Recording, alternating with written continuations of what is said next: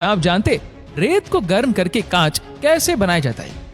दोस्तों ये बात तो हम सभी जानते हैं कि कांच एक बेहद जरूरी चीज है हमारी डेली लाइफ में। और शुरुआत में जब प्लास्टिक का आविष्कार नहीं हुआ था तो उससे पहले कांच की एक ऐसी चीज थी जिसे किसी भी आकार पर आसानी से बदला जा सकता था, यानी कि इसे हम कोई भी आकार या शेप दे सकते हैं।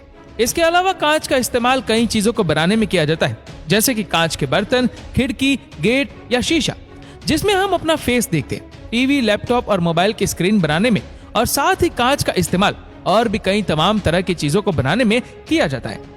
दोस्तों कांच यानी कि ग्लास मुख्यतः दो तरह का होता है, जिसमें पहला है सामान्य ग्लास और दूसरा है स्पेशल पर्पस ग्लास।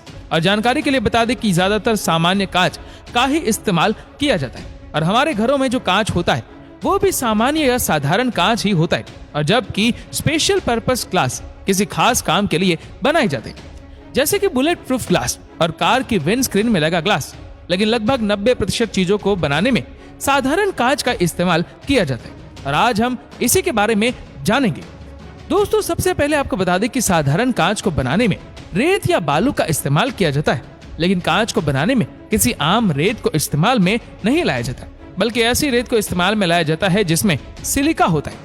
कांच में सिलिका की मात्रा 99% तक होती है। दोस्तों कांच को बनाने के लिए कुछ चीजों की जरूरत होती है, जैसे कि चूना, सोडा और रेत। फिर इन सब का एक मिक्सचर तैयार किया जाता है जिसमें करीब 75% रेत होती है, 15% सोडा होता है और 10% चूना। फिर इसे एक मशीन के जरिए अच्छे से पीस लिया जाता है और इसमें पुराने कांच के टुकड़े भी मिलाए जाते हैं। फिर इसके बाद इस मिक्सचर को एक भट्टी में पिघलने के लिए डाल दिया जाता है। और बता दें कि इसके लिए एक ऐसी भट्टी की जरूरत होती है जिसका तापमान बहुत ज्यादा होता है। इतने ज्यादा टेम्परेचर पर जो मिक्सचर इस भट्टी में डाला जाता है वो पिघल जाता है और एक तरल यानी कि लुकेंट में बदल जाता है। और दोस्तों ये पिघला हुआ लिक्विड कांच यानी कि ग्लास ही होता है, यानी जब ये लिक्विड धीरे धीरे ठंडा होता जाता है तो कांच में बदल जाता है और इसके बाद इस पिघले हुए कांच को जरूरत के अनुसार किसी सांचे में या किसी शीट पर निकाला जाता है और फिर इसे ठंडा होने के लिए छोड़ दिया जाता है। तो इस तरह से कांच की अलग अलग चीजें बनाई जाती है। इसके अलावा आपने देखा होगा कि ग्लास कई रंगों में आता है, तो ऐसा कैसे किया जाता है?